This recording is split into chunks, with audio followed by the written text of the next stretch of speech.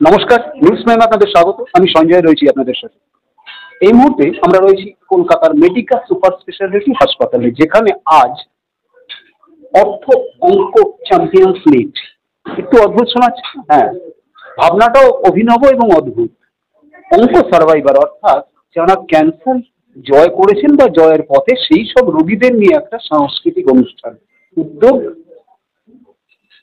Medica super speciality হাসপাতালের oncology বিভাগ, এবং মূল যিনি এর কারিগর তিনি হচ্ছেন ডাক্তার কৌশিক নন্দী, বিখ্যাত অঙ্ক সার্জন। কথা বলে নেবো তার সাথে। কৌশিকবাবু, ডাক্তারবাবু, প্রথমত নিউজ প্রাইমে আপনাকে স্বাগত। নমস্কার। নমস্কার। কোন ভাবনা থেকে আজকে এই যে অর্থ অঙ্ক চ্যাম্পিয়ন্স মিট এবং এই ক্যান্সার সার্ভাইভারদের দিয়ে একটি সাংস্কৃতিক অনুষ্ঠান? ক্যান্সার ডায়াগনোসিসের সঙ্গে সঙ্গে আমাদের চারপাশে যখন আমাদের ক্যান্সার ডায়াগনোসিস হয়, পেশেন্ট এবং তাদের রিলেটিভদের কাছে পজিটিভ বলে কিছু জিনিস থাকে না। সমস্ত কিছু, পরিবেশ বলুন, আত্মীয় স্বজন বলুন, সমস্ত কিছু, কলিগ, সবাই কিন্তু একটা অনিচ্ছাকৃত হলেও, ইচ্ছাকৃত বা অনিচ্ছাকৃত হলেও তাকে তাদের অভিজ্ঞতা, তাদের যে ভয়, সেইগুলো করতে থাকে এবং সেগুলো তারা হয়তো গাইড করার জন্যই বলে, কিন্তু পেশেন্ট এবং তাদের পরিজনদের কাছে সেটা একটা আরো ভয়ের রাস্তা হয়ে দাঁড়ায় যে আমাদের এরকম হয়েছিল, তার পরিণতি এরকম হয়েছে। তো নতুন যারা পেশেন্ট, এখন যারা চিকিৎসা চলছে এবং যারা নতুন ডায়াগনোস, তাদের জন্য একটা আশার বাণী, তাদের জন্য একটা কিন্তু ট্রু পজিটিভ স্টোরি, মানে this is not the end of the story, এটা দেখানোর একটা প্রয়োজনীয়তা রয়েছে। এই ধরনের ক্যান্সার সার্ভাইভার মিটস প্রতি বছরই আমরা করি এবং এটা কিন্তু ডাক্তাররা, যারা চিকিৎসা, ডাক্তার, নার্সিং স্টাফ, টেকনিশিয়ান, যারা চিকিৎসা এই ক্যান্সার পরিবেশের সঙ্গে যুক্ত, তাদের জন্য একটা পজিটিভ ফিডব্যাক। যারা নতুন করে ক্যান্সারের ডায়াগনোসিস, তাদের জন্য একটা আশার আলো।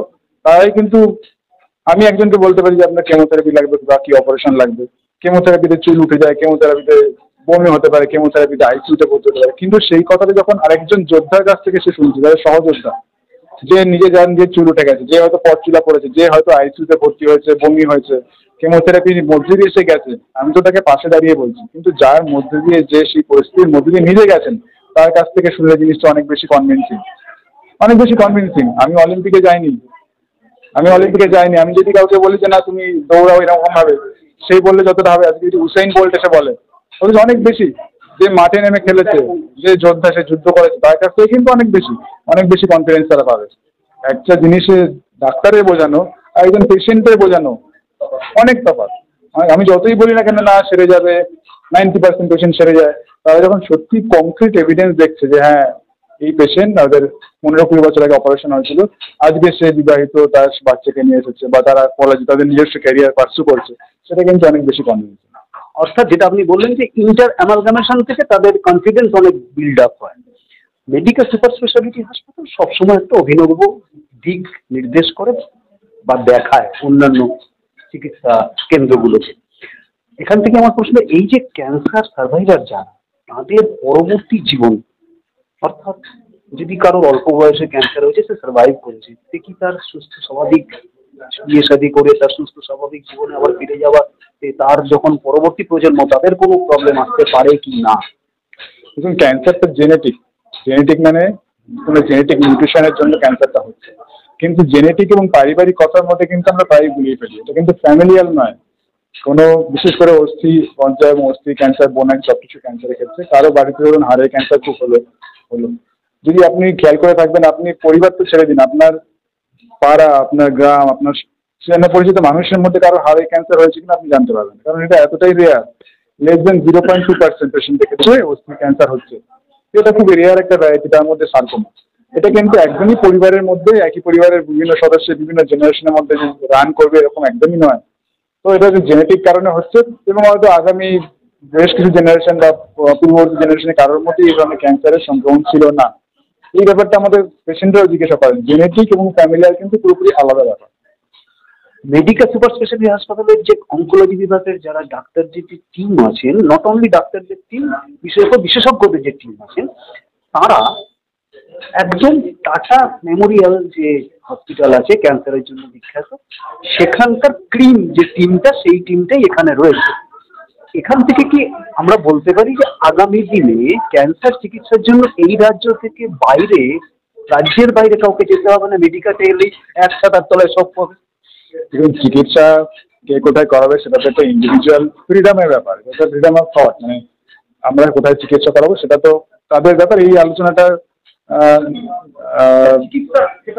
পরিষেবা অ্যাভেলেবেল, মানে আমি যেটা বলতে চাইছি, আমরা যারা এখানে মেডিকেল ক্যান্সার হসপিটালে মেডিকেল অনকোলজিতে যুক্ত, আমি, আমার সিনিয়র, আমার জুনিয়র, আমার কলিগ, তারা সবাই টাটা মেমোরিয়াল হসপিটালে শুধু একসাথে না একই হোস্টেলে থাকতাম, এরকমই আমাদের এজ গ্রুপটাও কমফোর্টেবল।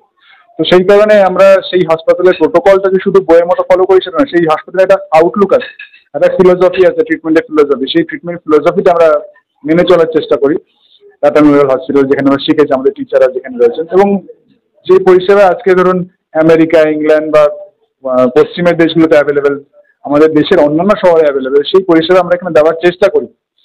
কিন্তু পেশেন্টের এক জায়গাতে এক জায়গায় যাওয়া, সেটা কিন্তু আমরা আটকাতে পারবো বলে আমার মনে হয় না। সেটা একটা ইন্ডিভিজুয়াল ডিসিশন, এবং সেই ফ্রিডম সবসময় পেশেন্টের থাকবে, আমরা সেটা রেসপেক্ট করি। অনেক সময় যেটা হয় যে অন্য জায়গায় চিকিৎসা করার পরে তারা আমাদের এখানে আসে, সেক্ষেত্রে আমরা ফলো আপ বা যারা সাপোর্ট আমাদের দেওয়া, সেটা আমরা দেওয়ার চেষ্টা করি। অর্থাৎ সমমূল্যের চিকিৎসা সুলভ মূল্যে এখানে পাবে, যেখানে বাইরে চিকিৎসা করাতে গেলে তার কোরিলেটেড যে খরচা সেটা তাদের বেঁচে যাবে যদি রাজ্যে মেডিকাতে আসে, এটাই আমরা বলতে পারি। নিউজ প্রাইমের দর্শকদের জন্য যদি কিছু আপনার বার্তা থাকে। দর্শকদের জন্য আমার এটাই বার্তা যে, যেটা আমরা বললাম যে বোন ক্যান্সার বা সার্কোমা তো খুব রেয়ার একটা ডিজিজ। অনেক পেশেন্ট আমাদের কাছে আসেন যারা frozen shoulder, cervical spondylitis, osteoarthritis of নি, এইগুলো নিয়ে দীর্ঘদিন ধরে চিকিৎসা করছেন, দীর্ঘদিন ধরে চিকিৎসা চালাচ্ছেন, ফিজিওথেরাপি, ওষুধপত্র, অ্যালোপ্যাথি, হোমিওপ্যাথি, আয়ুর্বেদিক বিভিন্ন রকম, কিন্তু তার একটা বেসিক ইনভেস্টিগেশন এক্স-রে কোনোদিন হয়নি। তো আমাদের কাছে এই ধরনের বহু পেশেন্ট আছে। আপনাদের কাছে একটাই আজকে পুরো প্রোগ্রামটার মধ্যে একটা টেক হোম মেসেজ আমি দিতে চাই, যদি আপনাদের সারা শরীরে অঙ্গের কোনো ব্যথা, কোনো জয়েন্টের ব্যথা, সামান্য যে ঘরোয়া যে মালিশ, ঘরোয়া যে ঠান্ডা গরম শেক বা ওষুধপত্র, সেগুলো যদি না কমে, তাহলে কিন্তু ডাক্তারবাবুর কাছে যাবেন। তারা যদি এক্স-রে বা অন্যান্য পরীক্ষা করেন সেগুলো করবেন, কারণ হাড়ের ক্যান্সার, মাংসপেশি ক্যান্সার, এগুলো কিন্তু খুব বেসিক ইনভেস্টিগেশন, যেগুলো খুব সহজলভ্য এবং চিপ ইনভেস্টিগেশন। প্লেন এক্স-রে তাতেই অ্যাভেলেবেল, তাতেই ডায়াগনোসিস করা যায়।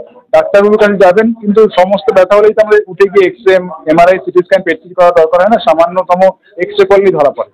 তো ডাক্তারবাবুর সাহায্য নিন, ওনারা নিশ্চয়ই আপনাকে সঠিক রাস্তায় যাচ্ছে। অর্থাৎ যেমনটা ডক্টর কৌশিক নন্দী জানাচ্ছেন যে যদি কোনো রকম কোনো সমস্যা হয়, ঘরোয়া পদ্ধতিতে সব ঠিক না হয়, সঙ্গে সঙ্গে পরামর্শ করুন যে কোনো ডাক্তারবাবুর সঙ্গে, এবং যদি আপনাদের তাতেও সন্তুষ্টি না হয় বা সঠিক চিকিৎসা না পান, চোখ বন্ধ করুন না, চলে আসুন মেডিকেল। সব রকম চিকিৎসা দিতে সুলভ মূল্যে প্রস্তুত মেডিকেল সুপার স্পেশালিটি হাসপাতাল। নিউজ প্রাইম স্যালুট করে ডক্টর কৌশিক নন্দীর মতো এরকম ডাক্তারবাবুদের এই অভিনব ভাবনার জন্য। ভিডিও জার্নালিস্টের সাথে নিউজ প্রাইমের জন্য সঞ্জয় সাহা, কলকাতা।